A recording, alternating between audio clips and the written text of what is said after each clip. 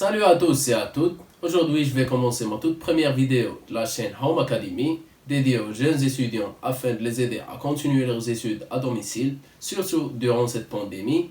Alors, commençons notre premier sujet qui sera le marché.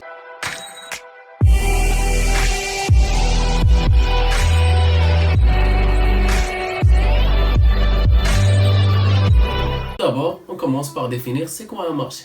Un marché, c'est tout simplement un lieu de rencontre entre l'offre, la demande d'un bien ou d'un service sur lequel se fixe un prix. Par exemple, marché d'informatique, marché d'agroalimentaire, marché de pétrole, marché d'échange, etc. Comme on vient de citer, le marché se compose de trois composantes principales: l'offre, la demande et le prix. L'offre, c'est la quantité que les vendeurs sont prêts à céder à un certain prix. L'offre d'un bien ou d'un service est une fonction croissante du prix. C'est-à-dire, si le prix augmente, l'offre augmente également. La demande, c'est la quantité que les demandeurs ou les acheteurs souhaitent acquérir à un certain prix. Celle-ci est une fonction décroissante du prix. C'est-à-dire que si le prix augmente, cela va impacter le pouvoir d'achat des demandeurs, ce qui va automatiquement baisser la demande. Passons maintenant à la détermination du prix d'équilibre. C'est le point d'intersection entre la courbe de l'offre et la courbe de la demande. Cela fait l'équilibre entre l'offre et la demande. C'est-à-dire que si on le dépasse, il y aura soit un excès de la demande, soit un excès de l'offre. On classifie le marché selon l'objet échangé. On peut le décomposer en quatre grands types. Premièrement, le marché des biens et de services. Ce marché comprend tous les marchés des biens de production, des biens de consommation et les biens d'équipement. On peut citer plusieurs exemples de ce type de marché. Par exemple, le marché d'agroalimentaire, le marché d'électroménager, le marché de véhicules à occasion, etc. Deuxième type de marché, c'est le marché de travail.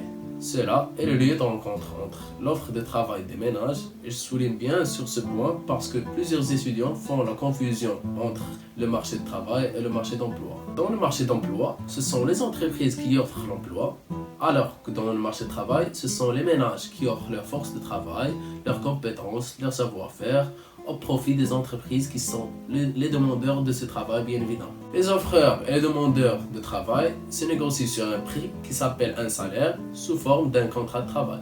Troisième type, c'est le marché des capitaux. C'est le lieu de rencontre entre les offreurs et les demandeurs de capitaux. C'est-à-dire plus précisément, c'est le lieu de rencontre entre les agents qui ont une capacité de financement, c'est-à-dire qui ont des épargnes, et les agents qui ont un besoin de financement. Le marché de capitaux se compose en deux marchés, le marché monétaire et le marché financier. Chacun de ces deux composants se compose également de deux compartiments. Commençons par le marché financier.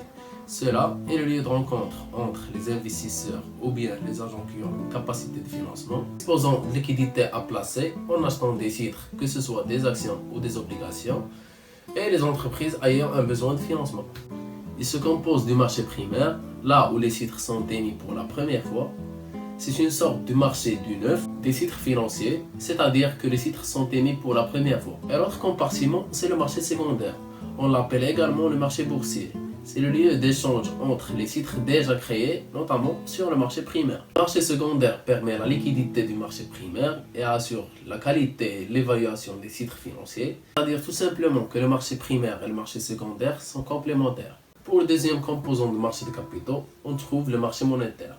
Ce marché est à court terme, c'est-à-dire que les capitaux échangés sur ce marché sont remboursables à court terme, où les banques, les assureurs et l'État prêtent et empruntent les fonds en fonction de leurs besoins. C'est également en deux compartiments. Premièrement, le marché interbancaire. Ce compartiment est réservé aux banques et quelques établissements financiers qui ont un déficit et qui peuvent emprunter auprès des banques qui ont un excédent trésorerie. Sous l'intervention de la Banque centrale, par exemple la Banque El Maghreb pour le Maroc, qui prélève ou injecte de la liquidité pour assurer l'équilibre et maîtriser la monnaie en circulation et le niveau du taux d'intérêt. Dans le compartiment, on trouve le marché des titres de créances négociables. Cela, contrairement au marché interbancaire, est ouvert à tous les agents économiques: l'État, les entreprises, les institutions financières et les ménages, qui placent ou empruntent la monnaie contre divers titres, par exemple les bons de trésor pour l'État, les billets de trésorerie pour les entreprises et les certificats de dépôt pour les institutions financières. Petite récapitulation du marché des capitaux. Il se compose de deux composants. Le premier, c'est le marché financier à long terme, qui se compose également du marché primaire et le marché secondaire. Le deuxième, c'est le marché monétaire qui se compose du marché interbancaire et le marché de titres de créances négociables. Dernier type de marché, c'est le marché de change. C'est le lieu de rencontre entre l'offre et la demande de la monnaie nationale et de devises étrangères.